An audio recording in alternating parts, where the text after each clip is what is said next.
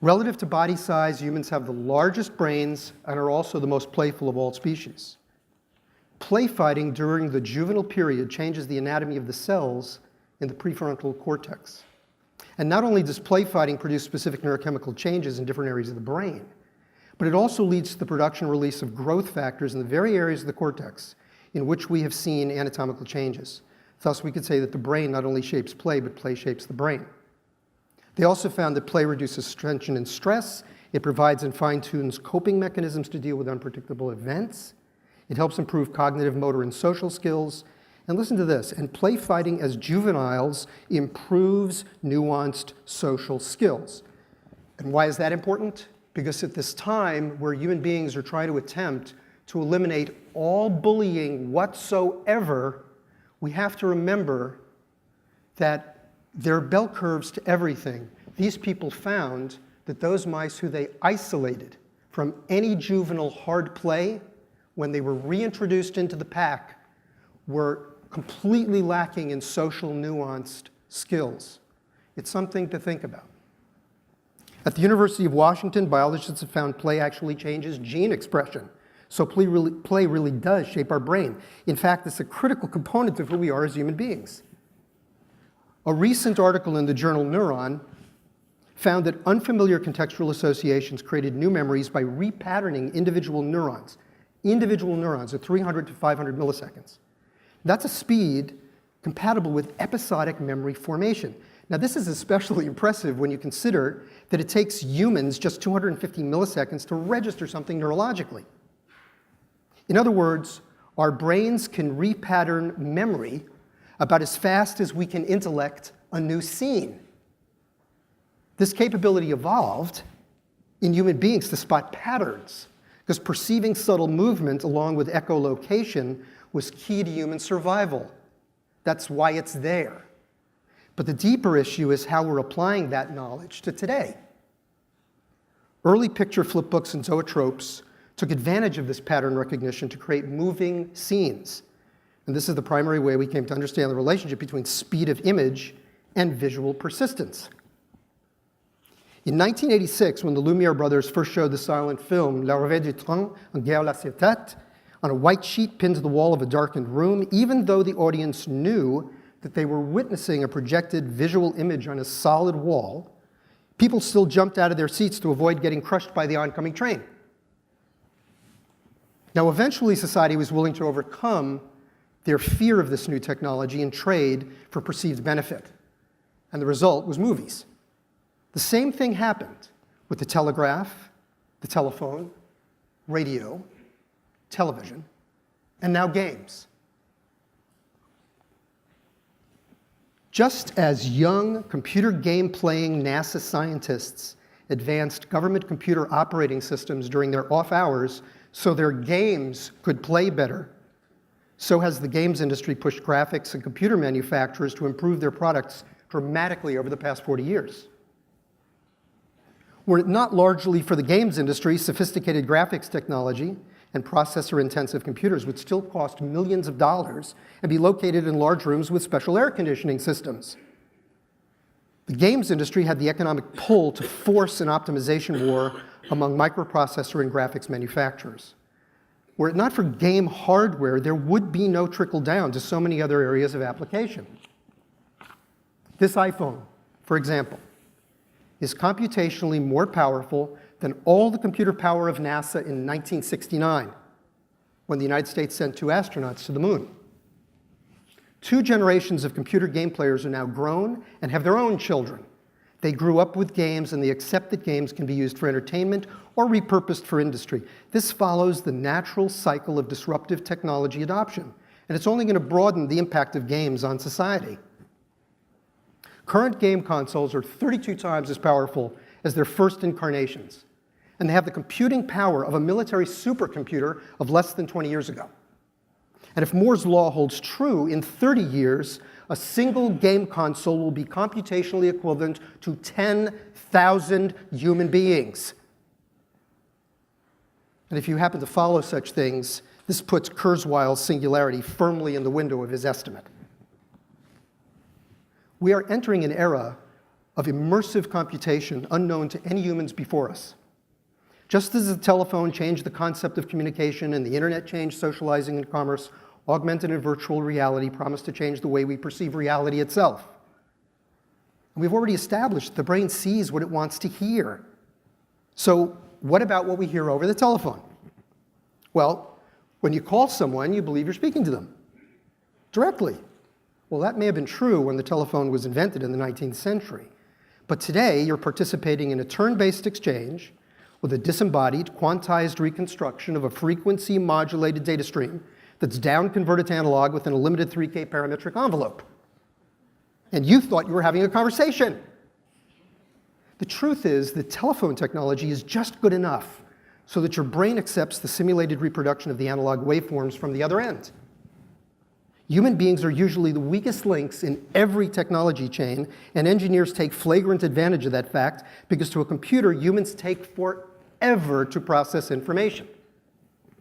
Now, imagine the reality that you long accepted over the telephone is the reality you come to accept in the visual world. That's exactly where games are taking us, towards immersive real-time experiences.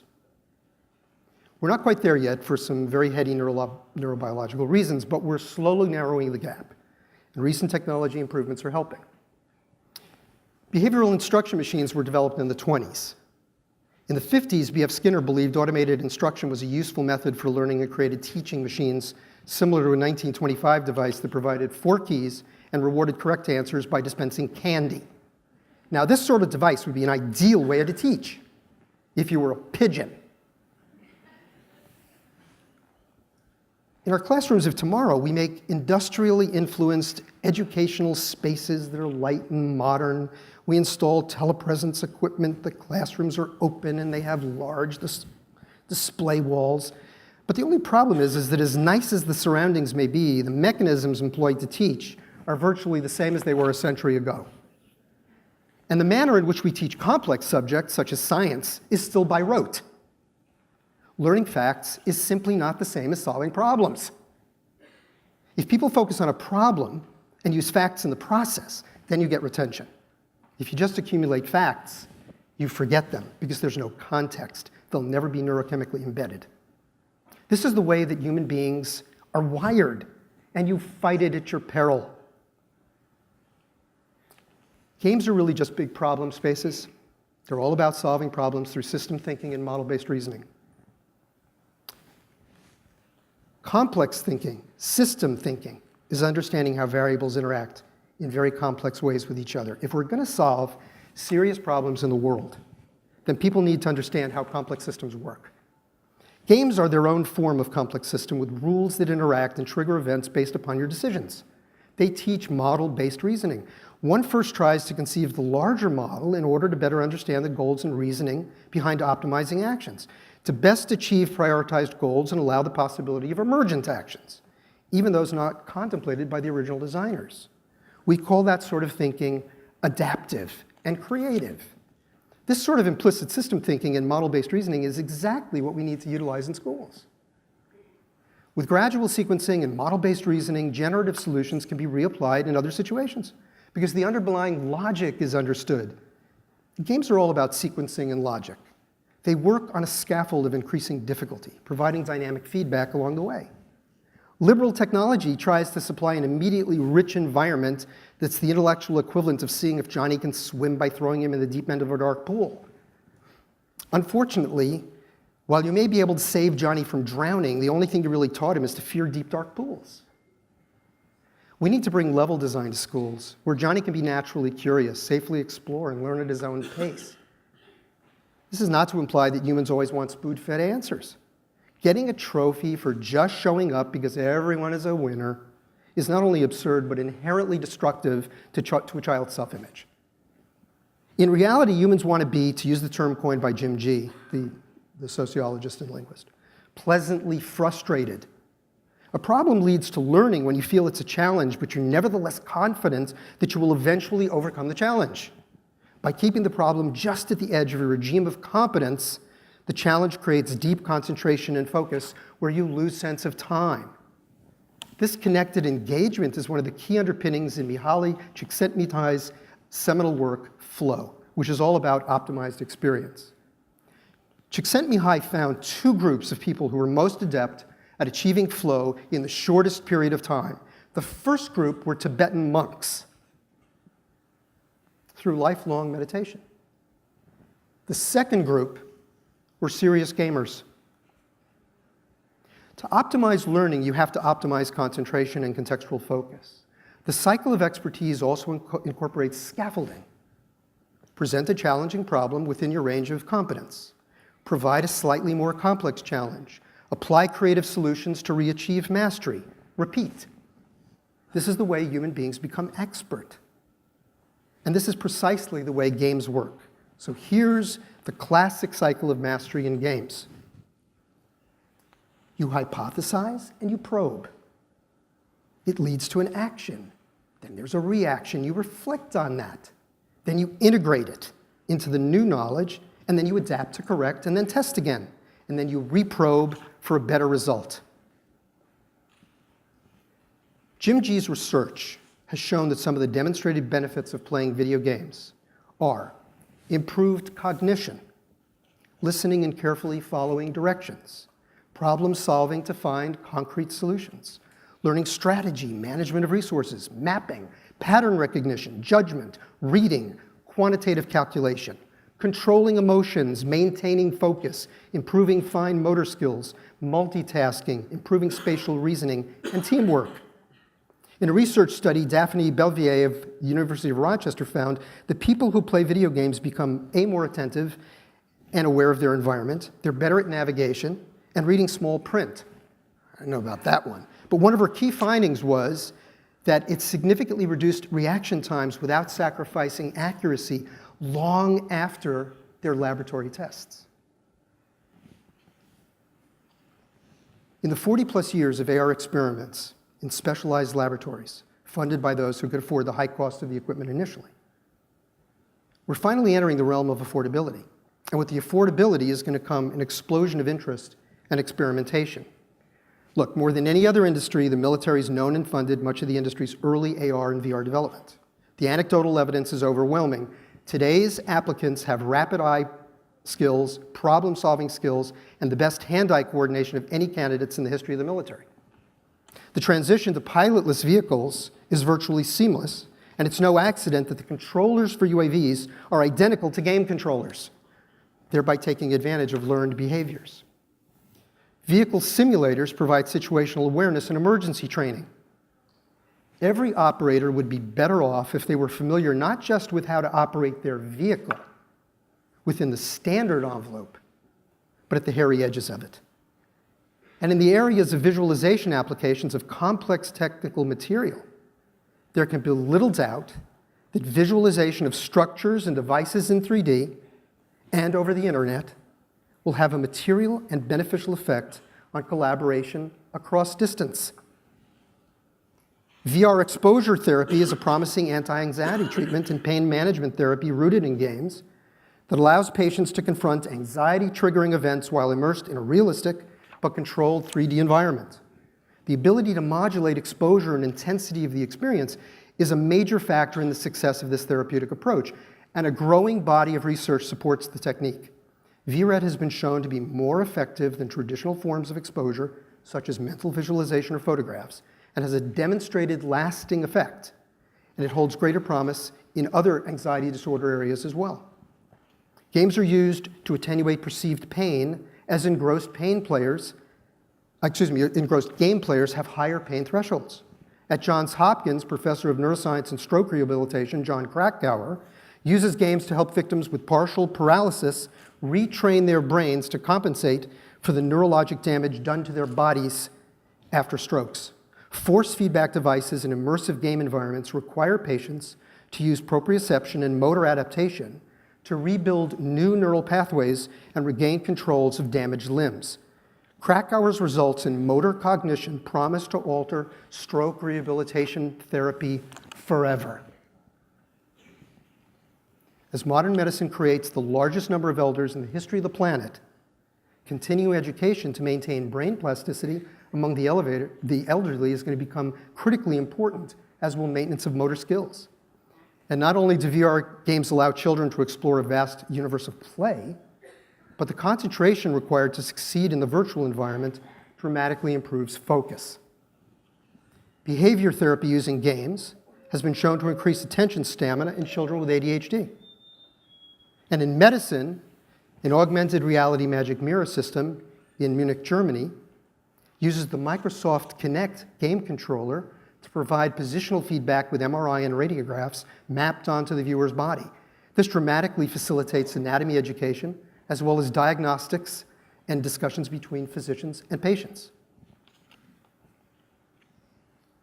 Augmented reality is advancing surgery by allowing the physician to enhance anatomical features and better visualize patient anatomy.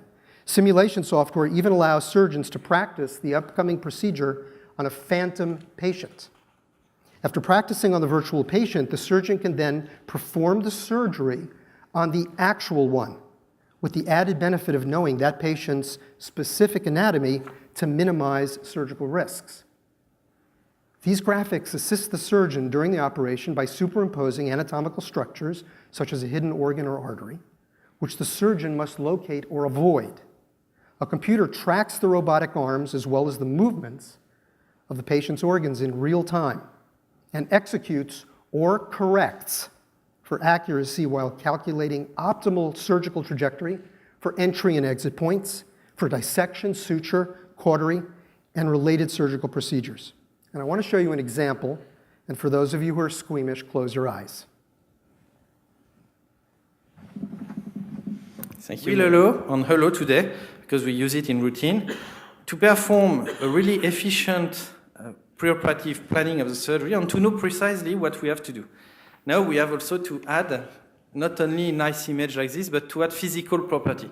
And it is clearly the key point of the future, be able to add to this rendering a patient-specific physical property. You see here what we can obtain when you do that.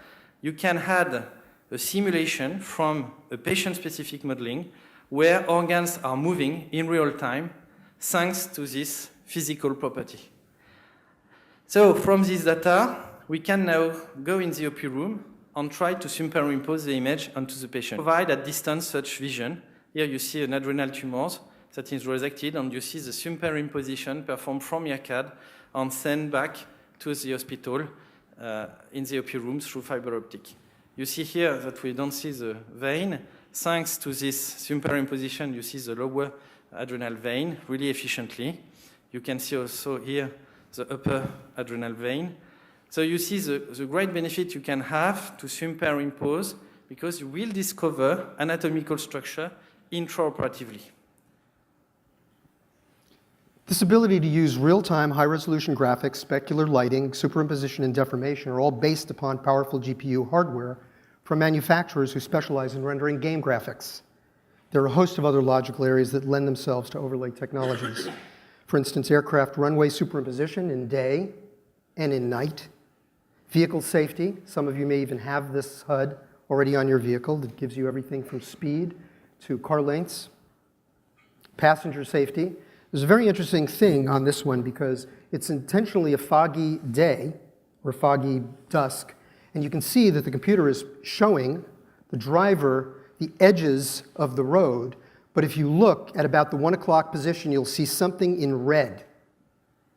What that is a deer that's running from right to left across the road, and the computer is calculating that at that speed, given the perpendicular nature of transit over the road, there is a probability or possibility that the car will hit the deer. Therefore, it's basically warning the driver to take evasive action and slow down. It's also a way of giving every firefighter very expensive equipment in virtual reality, virtual or augmented reality, where they have an entire forward-looking infrared system which otherwise would be virtually unaffordable. But now every firefighter can have potential of utilizing that because of the ability to create virtual devices. The difference between AR and VR is that VR is a closed world where you're entirely encompassed. AR is an open world where virtual things are superimposed upon real things. So while VR is incredibly powerful, AR may well be the larger market, as Apple, Google, Facebook, and other heavy hitters are all working on wearable computers to help moderate your experience in the world. All these wearable computers require an active, not occlusive display. The offshoots of early AR games are spreading to other areas that use many gaming techniques and devices for entirely purposes.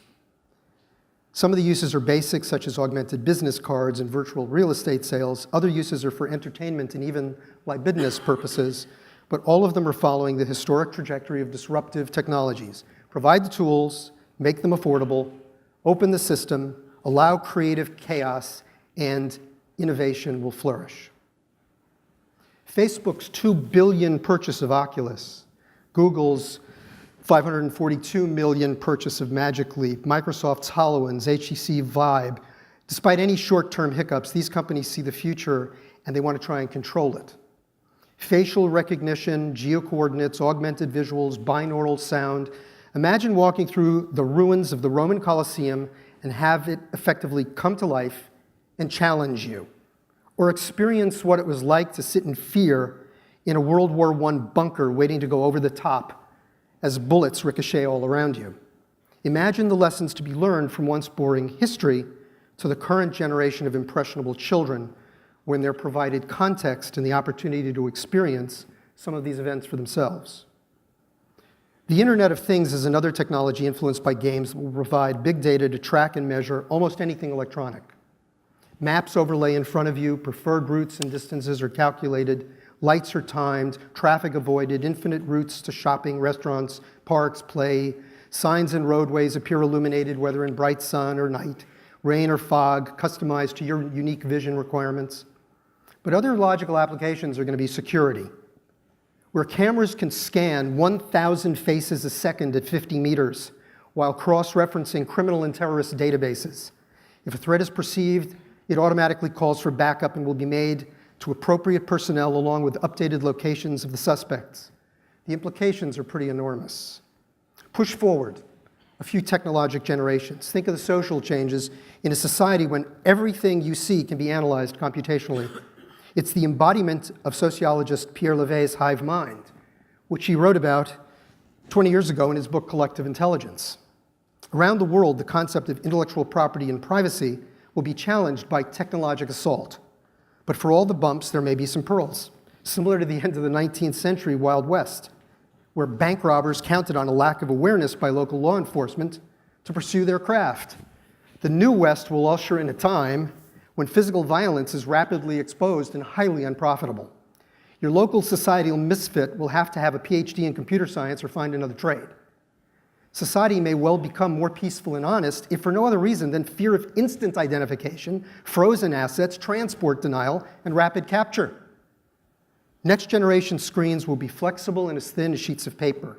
Embedded sensors will allow the screen to camouflage into the background, show your personal art preference, or morph to an entertainment display. AR overlays can provide augmented capabilities such as night vision or magnification. Your glasses will also facilitate translation of language. Online support using graphic overlays will help you perform repairs for those few connected devices unable to repair themselves. Imagine a two-dimensional screen that allows you to feel three-dimensional surface structure while manipulating virtual images. Disney's already demonstrated a technology that replicates tactile surface depth on flat screens. While Oculus is in the news, there are many hurdles to be overcome if virtual reality is to take hold. Field of view, ultra-high resolution, synchronous pupillary tracking and orientation, appropriate environmental feedback, we're not there yet. But there's genuine potential in this area for real-time immersive experience. Haptic feedback uses force to mimic various real-world effects. Taken to extremes, it could allow many of the tactile feelings we expect with a holodeck-like experience of Star Trek fame. Again, not there yet, but many are working hard to make transmission of physical presence a reality. Now, this is the MIT Tangible Media Lab, where a person who's disembodied from that actual ball is able to control the ball and move it back and forth between their hands. Environmental simulation works well because, if we've learned earlier, the brain's opiate receptors derive pleasure from environmental changes. Each alteration of the routine allows the brain to make additional connections within the neocortex, it enhancing its associations and retention. And now we know that visual retention occurs literally as fast as we can see it. The result is reinforced memory, which equates to learning, and this is the reason so many of us are interested in this area and why it holds such great potential. Look, we are all products of human evolution, and we're wired the way nature decided was necessary for our survival. But as we couple our innate capacities to the power of computational media, imagination is unbound. And we're free to play with things in the real world as well as the virtual one.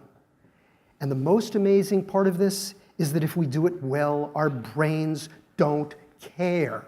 They don't perceive any difference. In retrospect, Arthur Clarke was right when he said that any significantly advanced technology is indistinguishable from magic. Welcome to the magic show. Thank you.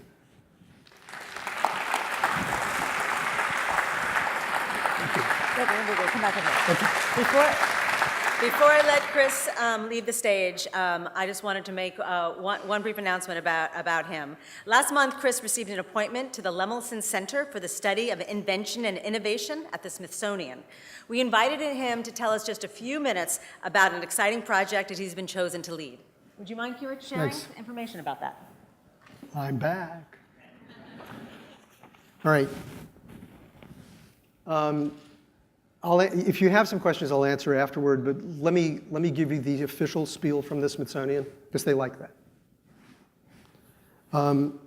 So everyone in the room's experienced the personal effect of radio and television and film, or the telephone, and how it influenced your life. But I would guess that not one of you can tell me anything about the inventors of any one of those technologies in their own words.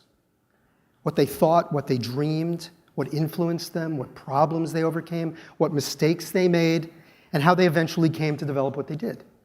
Almost everything you know is anecdotal, because no one had the foresight to gather information about them and ask them what drove them to create what they did, how they managed to do it, and why. Orville Wright wrote to the Smithsonian in 1899 to ask for available materials on flying machines. The inaugural flight at Kitty Hawk was just 4 years later. Imagine if we could have listened to the Wright brothers. Their failures, extensive research, and sheer tenacity that led to success in their own words. That fateful 12-second flight sparked new industries, scientific endeavors, and far-ranging societal effects. Every single person in the room has experienced them. Imagine what Edison might have told us about creating the light bulb. I actually pass originals of many of his experimental bulbs in a laboratory exhibit just down the hall from where I'm working right now. Yet, among other things, I wish I could ask the father of the light bulb why he chose the wrong standard and failed to realize the type of energy it would take to properly power those bulbs over long distances. I've got a lot of similar questions, but as popular as Edison was, and for all that was written, there are no good answers from him. The video game industry is noteworthy for more than games. I think, if anything, my talk hopefully taught you that. It's one of the reasons that smartphones exist. Computers are portable, and that solid-state memory is cheap. Most people don't see these connections. How many of you are aware that a large number of game tools have more to do now with data manipulation in aerospace and robotics and medicine than games themselves? The question is, how do we prevent this information from becoming lost in the annals of history? So, with the help of some very special and dedicated people, we've begun to answer these questions through the Video Game Pioneers Archive initiative at the Smithsonian. Unlike radio, film, and television, most early creators of the video game industry are still alive. And they're able to recollect events in detail to help tell us how the inventions got made and why, the impediments, the discoveries, as well as the serendipitous opportunities. We've already started to detail video histories of key pioneers in the industry. And the initial results have surpassed our wildest expectations. We've uncovered things never before seen in any published record, so you can understand why we're already very excited. And we've just started. The timing is right but urgent. We've lost a few important voices recently, including Ralph Baer, the oft-cited father of the industry. but most of the remaining first-generation pioneers are still alive and well able to tell their stories. Through the Pioneers Archive, we're hoping to capture the hidden side of invention and to preserve it for the benefit of future generations of researchers, historians, and the public. The challenges that these innovators overcame, the mistakes they made, the visions that drove them to record their inspirations and their failures that would otherwise remain invisible from the public record. Their personal stories define the essence of creation, and we believe that by understanding these inventors and their inspirations, it'll help us understand the nuances, not only about this industry, but many fundamental issues of what other inventors experience as well. The leap into recording the birth of an industry is going to tell us the unfiltered story of its origins. This is the charter of the Lemelson Center, to engage, educate, and empower audiences in this era of rapid technologic change. There's no better example of this rapid growth than what we see happening right now in video games, including the repurposing of tools and techniques to vastly different areas of specialty. Games are the key to a historic technologic, economic, and social transformation, a revolution based on 19th century manufacturing, 20th century mass production, mid-20th century information technology, and now the fourth wave, which are games. As these technologies have integrated seamlessly into education, simulation, medicine, and visual data, just to name a few areas of specialty. We believe this archive will serve to influence the way that history is recorded going forward.